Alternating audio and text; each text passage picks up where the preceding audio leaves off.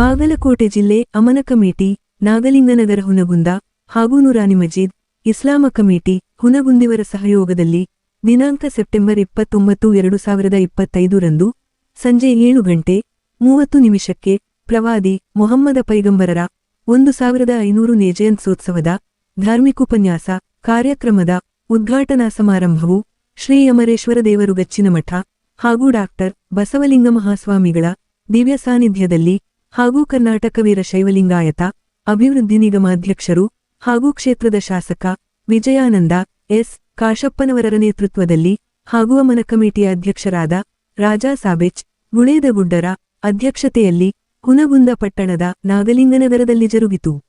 ಪಟಾಕಿ ಸಿಡಿತದಬ್ಬರದಲ್ಲಿ ಉದ್ಘಾಟನೆಗೊಂಡ ಈ ಕಾರ್ಯಕ್ರಮದಲ್ಲಿ ಮೌಲಾನಾ ಶಫೀಕರು, ಪ್ರಾಸ್ತಾವಿಕ ಪರ ಹಾಗೂ ಮುಖಂಡರಾದ ಅಬ್ದುಲ್ ರಜಾಕ್ ತಟಗಾರರು ಮತ್ತು ಕರ್ನಾಟಕ ರಾಜ್ಯ ಮುಸ್ಲಿಂ ಯೂನಿಟಿಯ ಅಧ್ಯಕ್ಷರಾದ ಜಬ್ಬಾರ ಕಲುಬುರ್ಗಿರು ಅತಿಥಿಗಳ ಪರ ಹಾಗೂ ಶಾಸಕ ಕಾಶಪ್ಪನವರರು ತಮ್ಮುದ್ಘಾಟನಾ ಪರಮಾತುಗಳನ್ನಾಡಿ ಶಾಸಕ ಕಾಶಪ್ಪನವರರ ಅಧಿಕಾರದಲ್ಲಿ ನಾಗಲಿಂಗನಗರದ ಸರ್ವಾಂಗೀಣಾಭಿವೃದ್ಧಿ ಹಾಗೂ ರಾಜ್ಯದಲ್ಲಿ ದೀನದಲಿತರು ಸೇರಿ ಸರ್ವಜನಾಂಗೊಳಗೊಂಡು ಸಮಾಜದ ಕಟ್ಟಕಡೆಯ ವ್ಯಕ್ತಿಗೂ ಸಹ ಅನ್ನ ಪಂಚ ಗ್ಯಾರಂಟಿಗಳಿಂದ ಬದುಕನ್ನು ಹಸನಗೊಳಿಸಿದ್ದಾರೆಂದರು. ನಂತರ ಶರಣರ ಪ್ರವಾದಿಯವರೊಂದಿಗಿನ ಒಡನಾಟ ಬಾಂಧವ್ಯ ಹಾಗೂ ಮಾನವರೆಲ್ಲರ ತೊಂದೆಯನ್ನಲ್ಲೂ ಸರ್ವ ಸಮುದಾಯಗಳ ಶರಣರು ನಾಗಲಿಂಗನಗರದ ವೇದಿಕೆಯಲ್ಲಿ ಸಮಾಗಮವಾಗಿರುವುದೇ ಸಾಕ್ಷೀಕರಿಸುತ್ತದೆ ಎಂದು ಬಣ್ಣಿಸಿದರು. ನಂತರ ಪ್ರವಾದಿಯರ ಹುಟ್ಟುಹಬ್ಬಾಚರಿಸುವ ಮೂಲೋದ್ದೇಶ ಅವರು ಹುಟ್ಟಿರುವ ಸಂದರ್ಭದಲ್ಲಿ ಸಮಾಜದಲ್ಲಿನ ಅಶಾಂತಿ, ಅತ್ಯಾಚಾರ, ಅನಾಚಾರ ಸೇರಿ ಅನೇಕ ಕೆಡಕುಗಳು ತಾಂಡವಾಡುತ್ತಿದ್ದವು. ಹಾಗಾಗಿ ಕ್ರೌರ್ಯವನ್ನು ತಡೆಯಲು ಪ್ರವಾದಿಗಳಾದ ನಂತರ ಅವರು ಮಾನವ ಕುಲಕ್ಕೆ ಸಾರಿದ ಇಸ್ಲಾಂನ ಶಾಂತಿ ಸಂದೇಶ ಹಾಗೂ ಮಾನವಿ ಹಕ್ಕುಗಳು ಮತ್ತು ಪ್ರೌಢಾವಸ್ಥೆಯಲ್ಲಿರುವ ಪ್ರತಿ ಮುಸ್ಲಿಂನು ಅನುಸರಿಸಬೇಕಾದ ಹಾಗೂ ಪಾಲಿಸಬೇಕಾದ ಕಡ್ಡಾಯ ಧಾರ್ಮಿಕಾಚರಣೆಗಳು ಹಾಗೂ ಸರ್ವಜನಾಂಗದೊಂದಿಗಿನ ಕಷ್ಟ ಸುಖಗಳ ಸಹಭಾಗಿತ್ವದಲ್ಲಿ ಸಹಜೀವನ ಸಾಗಿಸುವಂತೆ ಪ್ರವಾದಿರು ನೀಡಿದ ಸಂದೇಶದ ಮಾನವೀಯ ಮೌಲ್ಯಗಳನ್ನು ಪ್ರಸ್ತಾಪಿಸಿದರು. ನಂತರ ಶಾಸಕ ಕಾಶಪ್ಪನವರರ ಪ್ರತಿ ಶಾಹಾಯರಿ ಮತ್ತು ಗಾಯನವಾಚನದಲ್ಲಿ ನಾನೇನು ಹೇಳಲಿ, ಈ ಹೃದಯ ನಿಮ್ಮದು, ಮನಸ್ಸು ನಿಮ್ಮದು, ಬಹುಕಾಲ ಕ್ಷೇತ್ರದಲ್ಲಿ ಏರಪೇರಾದ ವ್ಯವಸ್ಥೆಯನ್ನು ತಹಬದಿಗೆ ತರಲು ಹಾವರಗಿ ಗ್ರಾಮದಿಂದ ಗುತ್ತನೆ ಘರ್ಜಿಸುತ್ತಾ ಇದ್ದು ಬಂದವರೇ ವಿಜಯಾನಂದ ಕಾಶಪ್ಪನವರೆಂದು ವ್ಯಾಖ್ಯಾನಿಸಿದರು. ನಂತರ ಶಾಸಕ ಕಾಶಪ್ಪನವರರ ಉದ್ಘಾಟನಾ ಪರಮಾತುಗಳಲ್ಲಿ ಪ್ರವಾದಿಗಳಿಂದ ಹಿಡಿದು 1,96,000 ಪೈಗಂಬರರು ಹಾಗೂ ಬಸವಾದಿ ಶರಣರು ಮತ್ತು ಉಪಸ್ಥಿತರಿರುವ ಶರಣರು ನೀಡುವ ಸಂದೇಶವು ಅದು ಮೊದಲು ಮಾನವನಾಗು ಹಾಗೂ ಭೂಮಿ ಮೇಲೆ ಯಾವುದಾದರೂ ಪವಿತ್ರ ಧರ್ಮವಿದ್ದರೆ ಅದು ಇಸ್ಲಾಂ ಧರ್ಮವಾಗಿದೆ ಎಂಬ ಮಾತುಗಳು ಪ್ರಸ್ತಾಪವಾದವು. ನಂತರ ನಿಜವಾಗಿಯೂ ನಾವುಗಳು ಮಾನವರಾಗಿದ್ದೆವೆಯೇ ಎಂಬುದು ನಮ್ಮನ್ನು ನಾವು ಪ್ರಶ್ನಿಸಿಕೊಳ್ಳುವ ಕಾಲಘಟ್ಟದಲ್ಲಿ ಇದ್ದೆವೆಂದು ಪ್ರತಿಪಾದಿಸುತ್ತಾ ಸರ್ವರನ್ನೂ ಸಮಾನ ಮಾನವರಂತೆ ಕಾಣುವವರೇ ನಿಜವಾದ ಮಾನರಾಗಿದ್ದಾರೆಂದರು. ನಂತರ ಪ್ರಸ್ತುತ ಸಮಾಜದಲ್ಲಿ ಕೆಲವರಿಂದ ಜಾತಿಗಳ ಮತ್ತು ಧರ್ಮಗಳ ಮಧ್ಯೆ ವಿಷ್ಬೀಜ್ ಬಿತ್ತಿ ಬೆಂಕಿ ಹಚ್ಚುವ ವ್ಯವಸ್ಥೆ ನಡೆಯುತ್ತಿದೆ. ಜಗತ್ತು ಹೇಗೆ ಸಾಗಲಿ ಅಂತಹವರನ್ನು ಅಲ್ಲಹಾನು ನೋಡಿಕೊಳ್ಳುತ್ತಾನೆ. ಹಾಗಾಗಿ ನಾವು ಭಾರತೀಯ ತತ್ವಸಿದ್ಧಾಂತಗಳನ್ನು ಒಪ್ಪಿಸಾಗೋಣೆಂದು ಕರೆ ನೀಡಿದರು. ನಂತರ ತಮ್ಮ ರಾಜಕೀಯ ವಿರೋಧಿಗಳ ವಿರುದ್ಧ ವಾಗ್ದಾಳಿ ನಡೆಸಿದವರು 2.5 ವರ್ಷದ ನಂತರ ಬರುವ ಚುನಾವಣೆಯಲ್ಲಿ ಅದು ಏನು ಮಾಡುತ್ತಾರೋ ನೋಡಿಕೊಳ್ಳುವುದಾಗಿ ಸವಾಲೆಸೆದರು. ನಂತರ ನಾಗಲಿಂಗನಗರವನ್ನು 2.5 ವರ್ಷದಲ್ಲಿ ಮಾದರಿ ನಗರವನ್ನಾಗಿಸುವ ಹಾಗೂ ಈ ಕಾಲೋನಿಯಲ್ಲಿ ಅವರ ತಂದೆ ಲಿಂಗೈಕ್ಯ ಸಚಿವರಾದ ಎಸ್.ಆರ್. ಕಾಶಪ್ಪನವರರು ಕೈಗೊಂಡ ಅಭಿವೃದ್ಧಿಗಳನ್ನು ಸ್ಮರಿಸುತ್ತಾ 32 ಲಕ್ಷ ರೂಪಾಯಿಗಳ ವೆಚ್ಚದಲ್ಲಿ ಸಿಸಿರಸ್ತೆ ನಿರ್ಮಾಣ, 25 ಲಕ್ಷ ರೂಪಾಯಿಗಳ ವೆಚ್ಚದಲ್ಲಿ ಸಮುದಾಯ ಭವನ ಕಲ್ಪಿಸುವ ಹಾಗೂ ಮುಖ್ಯಮಂತ್ರಿಗಳು ನೀಡಿರುವ 50 ಕೋಟಿ ರೂಪಾಯಿಗಳ ವೆಚ್ಚದಲ್ಲಿ ಗಣೇಶನಗರದಲ್ಲಿ ಮೂಲಭೂತ ಸೌಕರ್ಯಗಳ ಕಾಮಗಾರಿಗಳನ್ನು ತ್ವರಿತವಾಗಿ ಕೈಗೊಳ್ಳುವುದಾಗಿ ಭರವಸೆ ನೀಡಿದರು. ನಂತರ ಶ್ರೀಗಳು ಆಶೀರ್ವಚನ ನೀಡಿದರು. ಏತನ್ಮಧ್ಯೆ ಗಣ್ಯಮಾನ್ಯರಿಗೆ ಸನ್ಮಾನ ಕಾರ್ಯಕ್ರಮ ಜರುಗಿತು. ಹಾಗೂ ಕಾರ್ಯಕ್ರಮದಲ್ಲಿ ಶಿಕ್ಷಕರಾದ ಬಿಡಿ ಚಿತ್ತರಗಿರು ನಿರೂಪಿಸಿದರೆ, ಜಿಲ್ಲಾ ವಕ್ಫ್ ಸಲಹಾ ಸಮಿತಿಯ ಅಧ್ಯಕ್ಷರಾದ ಮಹಿಬೂಬ ಸಾಬ ಸರ್ಕಾವಸ್, ಪುರಸಭೆ ಅಧ್ಯಕ್ಷೆ ಭಾಗ್ಯಶ್ರೀ ರೇವಡಿ, ಉಪಾಧ್ಯಕ್ಷ ರಾಜವ್ವ ಬದಾಮಿ, ಮುಖಂಡರಾದ ಶಿವಾನಂದ ಕಂಠಿ, ಮಹಾಂತೇಶಾವಾರಿ, ಸಂಗಣ್ಣ ಗಂಜಿಹಾಳ, ಪರ್ವೇಜ್ ಖಾಜಿ, ಯಲ್ಲಪ್ಪ ನಡುವಿನಮನಿ, ಮೈನುದ್ದೀನ್ ಧನ್ನೂರ, ಕೃಷ್ಣಾ ಜಾಲಿಹಾಳ ಸೇರಿದಂತೆ ಇತರೆ ಗಣ್ಯಮಾನ್ಯರು ಅತಿಥಿಗಳು ವೇದಿಕೆ ಅಲಂಕರಿಸಿದ್ದರು. ಹಾಗೂ ಕಾರ್ಯಕ್ರಮದಲ್ಲಿ ಸರ್ವ ಸಮಾಜದ ಗುರು ಹಿರಿಯರು, ತಾಯಂದಿರು, ಮಕ್ಕಳು ಉಪಸ್ಥಿತರಿದ್ದರು. Lokanayaka Kannada news bureau report Hungund. तो मादरो हम हो गए जुदा, हर एक साया सर से यूं उठता चला गया, साया पसंद आए ना परवरदिगार को बेसाया कर दिया गया इन सायेदार को। लेकिन अल्लाह ने मेरे नबी को यतीम पैदा किया, लेकिन बुजुर्गों अल्लाह ने अपने यतीम के हाथ पकड़ा, उनके बाद उम्मत को बताया कि इस तरीके से मैंने जिस तरीके से मेरे नबी के हाथ पकड़ा उसी तरीके से तुम लोग भी हाथ पकड़े रहो। जब तक पकड़े रहोगे तब तक कयामत नहीं आएगी।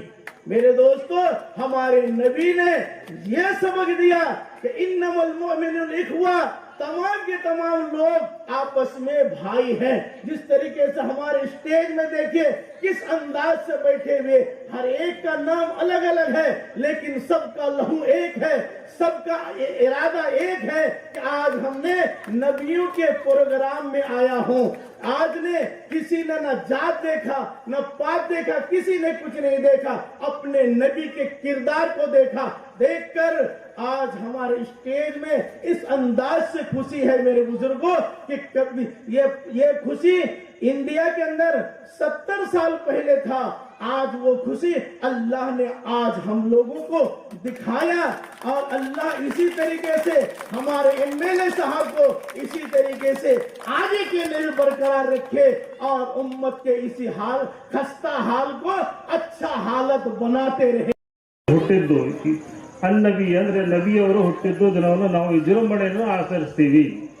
ಯಾಕೆ ಆಚರಿಸಬೇಕು?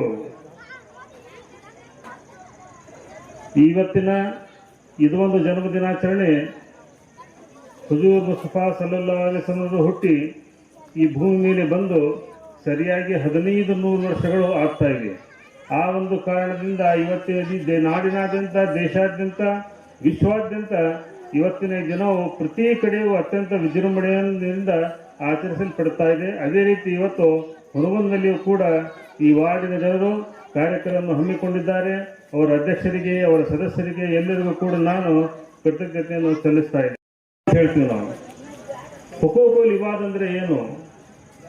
ದಯವಿಟ್ಟು ನಮ್ಮ ತಾಯಂದಿರು ತಾವು ಹುಕೂಕುಲ್ ಇಬಾದ್ ಅಂತಂದ್ರೆ ನಾವು ನಮ್ಮ ಮಾನವರ, ನಮ್ಮ ನೆರೆಹೊರೆಯವರ ಜೊತೆ, ನಮ್ಮ ಅಣ್ಣ ತಮ್ಮಂದಿರ ಜೊತೆ, ನಮ್ಮ ಅಕ್ಕ ತಂಗಿಯರ ಜೊತೆ, ನಮ್ಮ ದೇಶ ಬಾಂಧವರ ಜೊತೆ ಯಾವ ರೀತಿಯಿಂದ ನಾವು ಇರಬೇಕನ್ನೋದು ಹುಕೂಕುಲ್ ಇಬಾದ್. ಅವ್ರ ಹಕ್ಕುಗಳು ನಮ್ಮ ಮೇಲೆ ಏನಿದಾವೆ, ನಮ್ಮ ಮನೆ ಪಕ್ಕದವರ ಹಕ್ಕು ನನ್ನ ಮೇಲೆ ಏನಿದೆ, ಅಥವಾ ಮುಸ್ಲಿಂ ಅದಾನೋ ನಾನು ಮುಸ್ಲಿಂ ಅದಾನೋ ಅದು ಇಲ್ಲ, ಅವ ಮನುಷ್ಯದಾನೆ, ಅದೇ ಸಾಕು.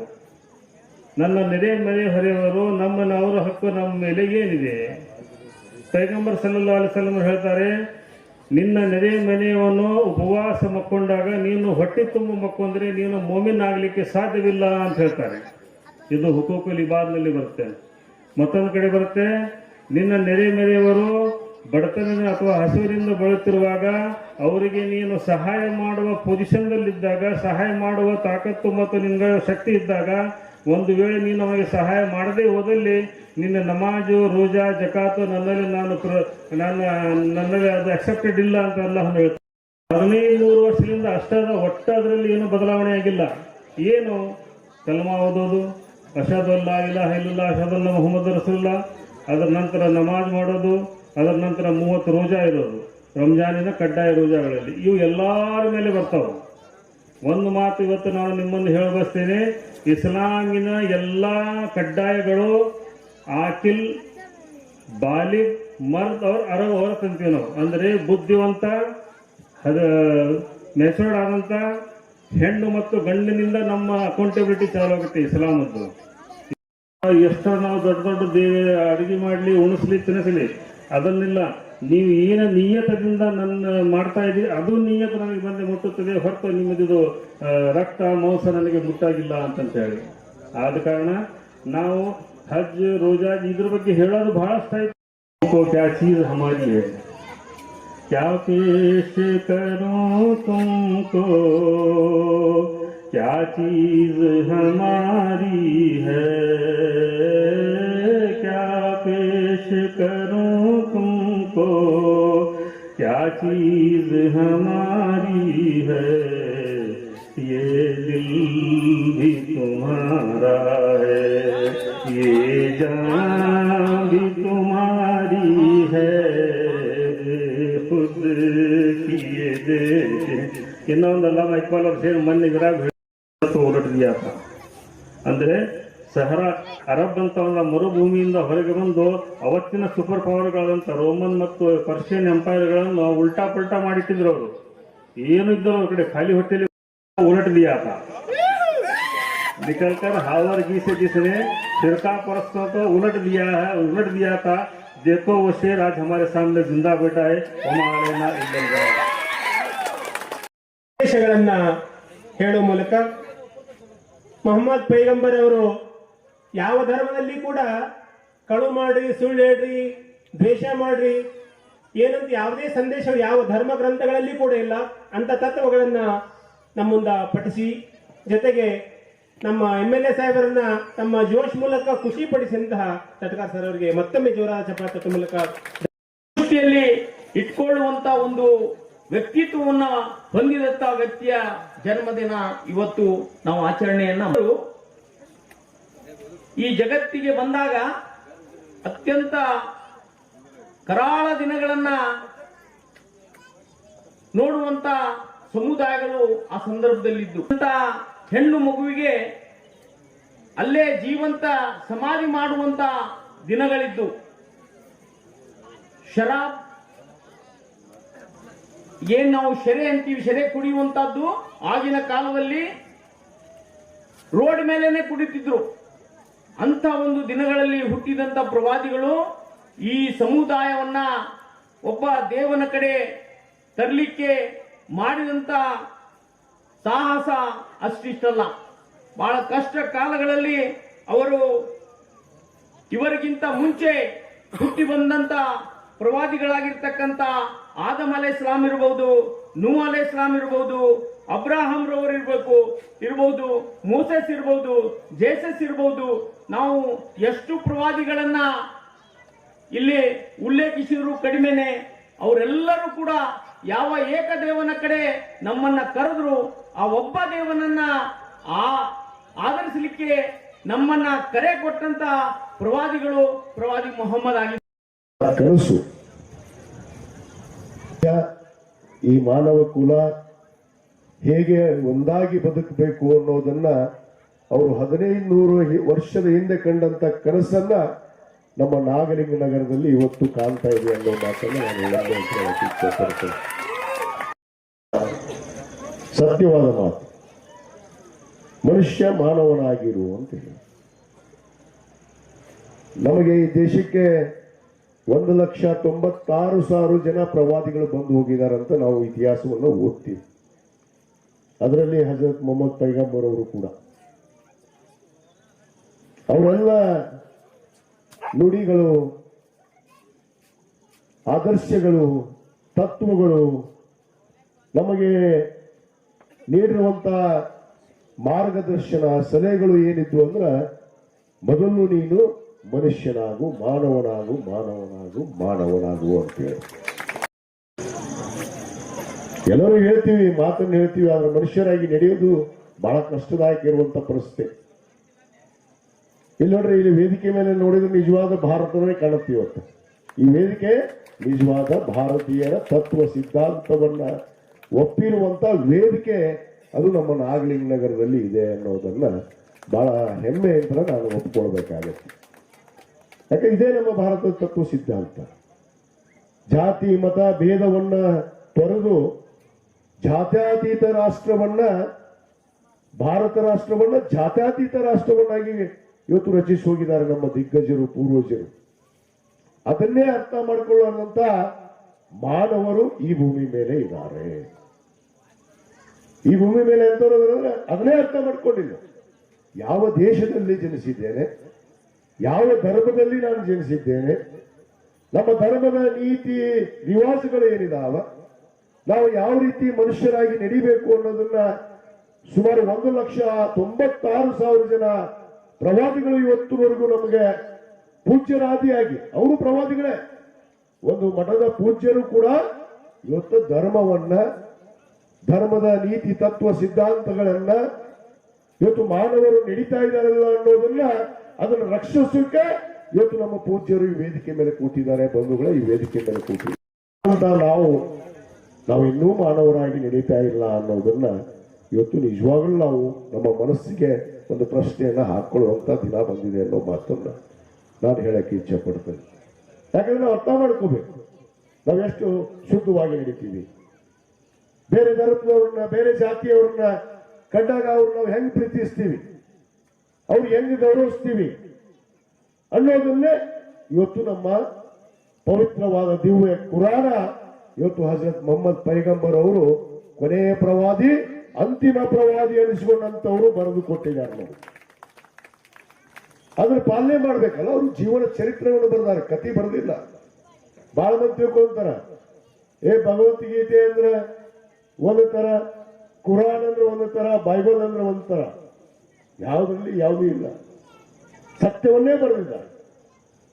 ನಾವು ಮನುಷ್ಯರಾಗಿ ಹೇಗಿರಬೇಕು ಅನ್ನೋದನ್ನ ಬರೆದಿದ್ದಾರೆ. ಅವರ ಜೀವನ ಚರಿತ್ರೆಯನ್ನ ಎಳೆ ಎಳೆಯಾಗಿ ಬಿಚ್ಚಿಟ್ಟು ಹಜರತ್ ಮೊಹಮ್ಮದ್ ಪೈಗಂಬರ್ ಅವರು ತಮ್ಮ ಜೀವನ ಚರಿತ್ರೆಯನ್ನ ಹುಟ್ಟಿನಿಂದ ಸಾವಿನವರೆಗೂ ಒಬ್ಬ ಮನುಷ್ಯನಾಗಿ ಹೇಗಿರ್ಬೇಕು ಅನ್ನೋದನ್ನ ಕಲಿಸ್ಕೊಟ್ಟಂತ ಏಕೈಕ ಪ್ರವಾದಿ ಹಜರತ್ ಮೊಹಮ್ಮದ್ ಪೈಗಂಬರ್ ಅವರು ಅನ್ನೋ ಮಾತನ್ನ ಬಹಳ ಹೆಮ್ಮೆ ಅಂತ ಹೇಳ. ಇವತ್ತು ಕನಕದಾಸರು ಬಂದ್ರು, ಮಹರ್ಷಿ ವಾಲ್ಮೀಕಿ ಅವರು ಬಂದ್ರು, ಅನೇಕ ಜನ ಬಂದು ನಮಗೆ ಹೇಳಿಕೊಟ್ಟಿದ್ದೇ ಒಂದೇ ರೀತಿಯಲ್ಲಿ ನಡೀರಿ, ಮಾನವರಾಗ್ರಿ ಮನುಷ್ಯರಾಗ್ರಿ ಅಂತ ಹೇಳಿ. ಅದಕ್ಕೆ ನಾವು ಮನುಷ್ಯರಾಗೋದನ್ನ ಕಲಿಬೇಕಾಗಿದೆ. ಆ ಒಂದು ಮನುಷ್ಯತ್ವವನ್ನು ಬಿಟ್ಟು ನಡೆಯುವಂತವರಿಗೆ ಈ ಒಂದು ವೇದಿಕೆಗಳು ಇವತ್ತು ಸಾಕ್ಷ್ಯ ಆಗ್ತಾವನ್ನೊಂದು ಮಾತನ್ನ ನಾನು ಹೇಳಕ್ಕೆ ಇಚ್ಛೆ ಪಡ್ತೇನೆ ಬಂಧುಗಳೇ. ಈ ವೇದಿಕೆಗಳು ಆ ಮನುಷ್ಯತ್ವ ಬಿಟ್ಟಂತ ಮನುಷ್ಯನಿಗೆ ಈ ವೇದಿಕೆ ಇವತ್ತು ಮಾರ್ಗದರ್ಶನ ಅವಶ್ಯಕತೆ ಇದೆ ಅನ್ನೋದನ್ನ ನಾವು ಅರ್ಥ ಮಾಡ್ಕೋಬೇಕಾಗಿದೆ. ಆದ ಕಾರಣ ಜಗತ್ತು ಯಾವ ರೀತಿಯಾದ್ರೂ ನಡೆಯಲಿ, ಏನಾದ್ರೂ ಮಾಡಲಿ, ಆದರೆ ಭಾರತ ದೇಶದಲ್ಲಿ ನಾವು ಜನಿಸಿರುವಂತಹ ಭಾರತೀಯರಾಗಿ ಇವತ್ತು ಭಾರತ ತತ್ವ ಸಿದ್ಧಾಂತಕ್ಕೆ ತಕ್ಕವಾಗಿ ನಾವು ನಡೆದಾಗ ನಿಜವಾದ ಭಾರತೀಯ ಪ್ರಜೆಗಳು ಆಗೋದಕ್ಕೆ ಸಾಧ್ಯ ಅನ್ನೋದನ್ನ ನಾವು ಕೆಲವಷ್ಟು ಜನಕ್ಕೆ ಅರ್ಥ ಮಾಡಿಸ್ಬೇಕಾಗಿದೆ ಬಂಧುಗಳೇ, ಅರ್ಥ ಮಾಡಿಸ್ಬೇಕು. ಕಾರ್ಯಕ್ರಮಗಳನ್ನ, ಧಾರ್ಮಿಕ ಕಾರ್ಯಕ್ರಮಗಳನ್ನು ಮಾಡಿದ್ರು ಕೂಡ ಕಡಿಮೆ. ಯಾಕಂದ್ರೆ ಅವ್ರ ಬದಲಾವಣೆ ಆಗೇ ಇಲ್ಲ.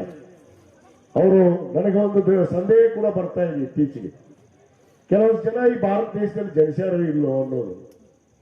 ಯಾಕಂದ್ರೆ ಧರ್ಮದ ಬಗ್ಗೆ ಬೆಂಕಿ ಹಚ್ಚುತ್ತಾರ, ಮಾತೆತ್ತಿರಿ ಹಿಂದೂ ಮುಸ್ಲಿಂ ಮಾತಾಡ್ತಾರ, ಬೇರೆ ಮಾತಾಡೋದು ಇವ್ರ ಬಾಯಲ್ಲಿ ಇಲ್ಲೇ ಇಲ್ಲ.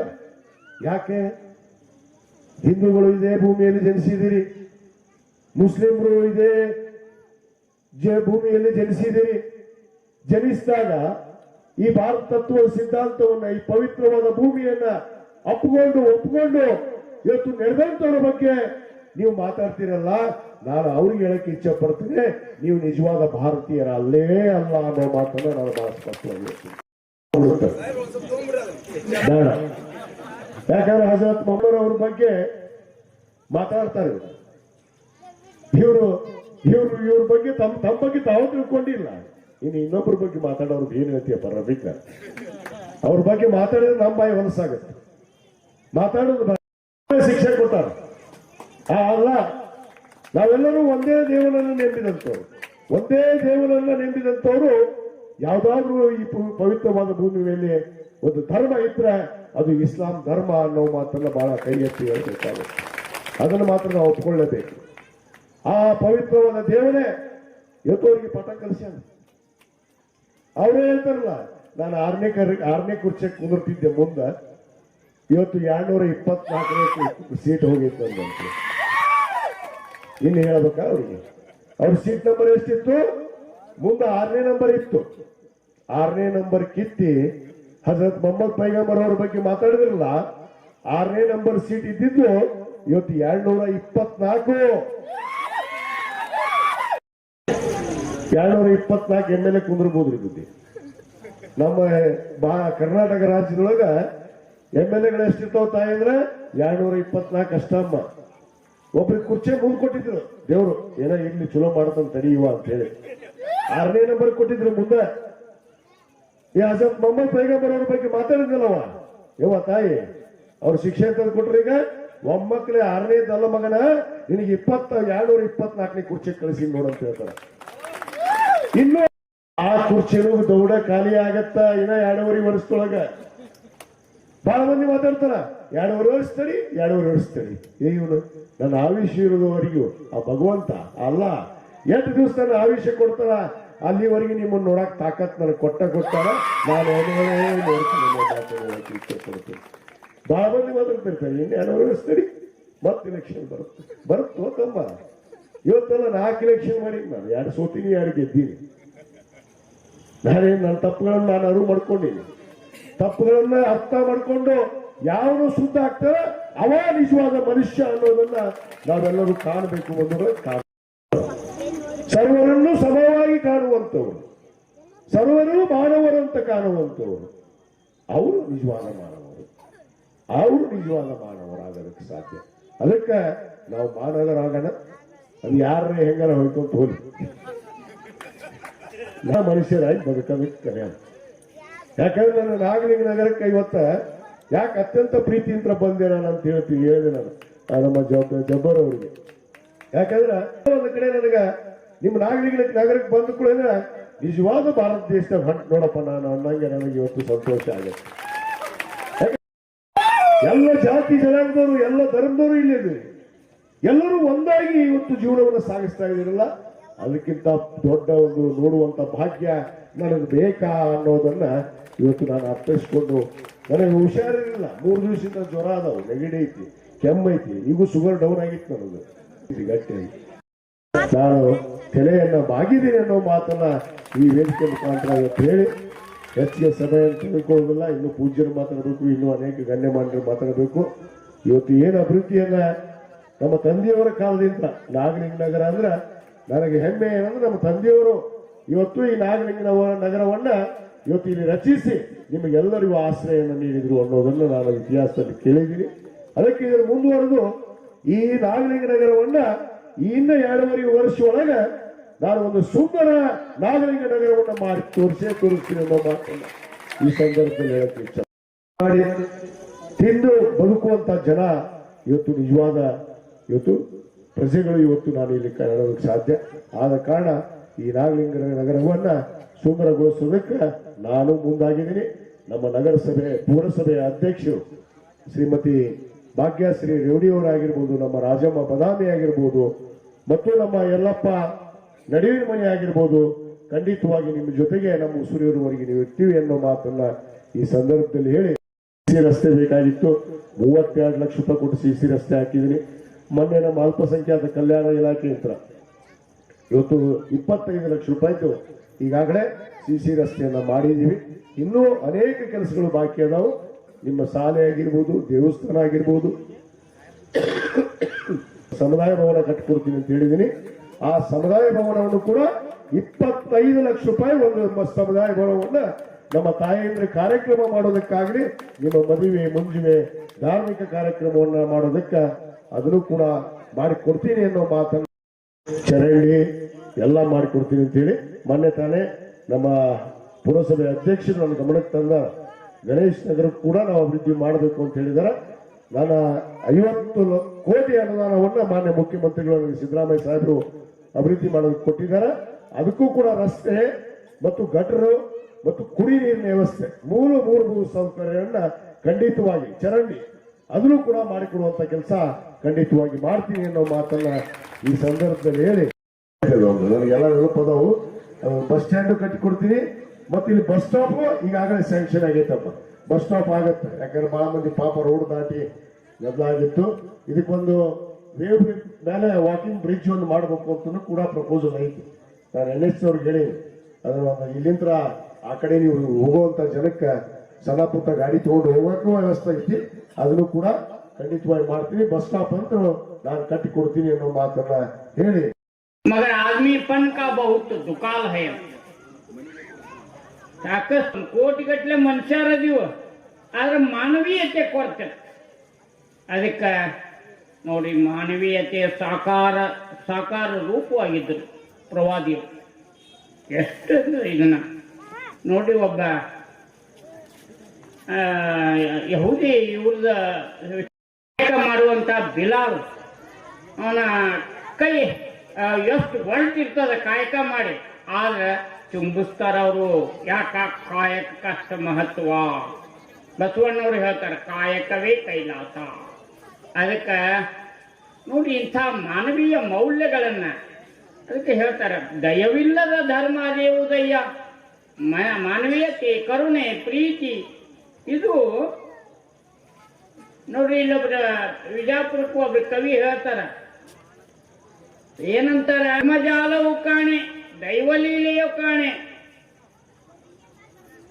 ಅಂಥ ವಸ್ತು ಬೇರೆ ಮನಗಂಡ ಮಾತು ಬೇರೆ ಕಾಣೆ.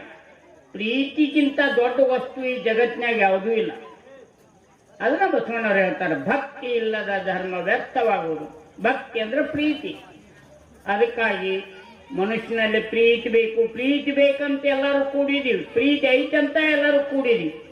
ಕೂಡ್ರೆ ಏನ್ರಿ ಕೆಲಸ, ಎಲ್ಲರೂ ಕೂಡ್ರೆ ಏನ್ರಿ ಕೆಲಸ. ಅನುಭವ ಮಂಟಪ ಹೆಂಗಾಯ್ತು? ಸಂಘಟನೆ ಕೂಡುವುದರಿಂದ ಆಯ್ತು. ಎಲ್ಲರೂ ಒಳ್ಳೆ ಜನ ಕೂಡುವುದರಿಂದ ಚಟಗಾರರು ದುರ್ಜನರು ತಾವ ಕೂಡ್ತಾರ. ಅದನ್ನ ನೀವು ಕೂಡಿಸ್ಬೇಕಾಗಿಲ್ಲ, ಸಜ್ಜನರನ್ನು ಕೂಡಿಸ್ಬೇಕಾಗ್ತದ. ಅದಕ್ಕೆ ಸಂಘಟನೆ. ಈ ಭೂಮಿ ಮೇಲೆ ಆರಾಮ್ ಬದುಕಬೇಕತ್ತೀಯ, ಚಲೋ ನಡಿ, ಒಳ್ಳೆ ರೀತಿಯಿಂದ ನಡಿ. ಆಚಾರವೇ ಸ್ವರ್ಗ, ಅನಾಚಾರವೇ ನರಕ. ಕಷ್ಟ ಅನುಭವಿಸ್ತಿ ನೋಡಪ್ಪ. ಹದಿ ತಪ್ಪಿ ನಡೀಲಿ ಅಂತಂದ್ರೆ ಬಹಳ ಕಷ್ಟ ಅನುಭವಿಸ್ತಿ ಅಂತ ಇದಕ್ಕೆ ಹೇಳ್ತೇನೆ. ಹೇಳ್ಬೇಕು ಬಹಳ ಸುಲಭ.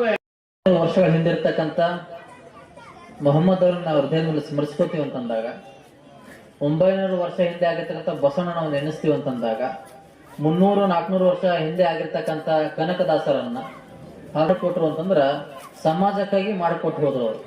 ಅವ್ರೇನ್ ಮಾಡಿದ್ರು? ಸ್ವಾರ್ಥಕ್ಕಾಗಿ ಏನೋ ಮಾಡ್ಲಿಲ್ಲ. ಅವ್ರೇನ್ ಮಾಡಿದ್ರು?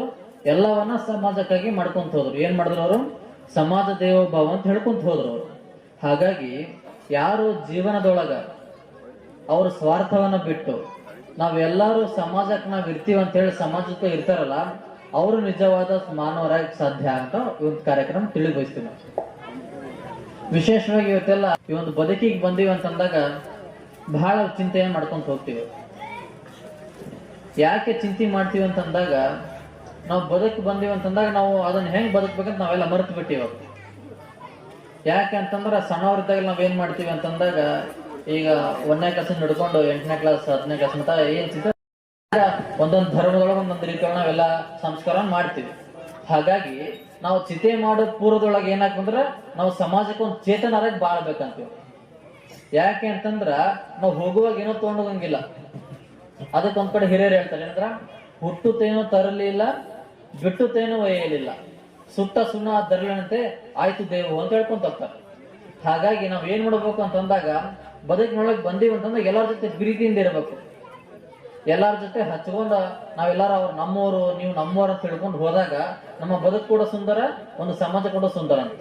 ಅದಕ್ಕೆ ಬಸವಣ್ಣವರು ಎಲ್ಲರೂ ಒಂದು ಅದ್ಭುತ ವಚನ ನಾವೆಲ್ಲ ಕೇಳಿರ್ತೇವೆ.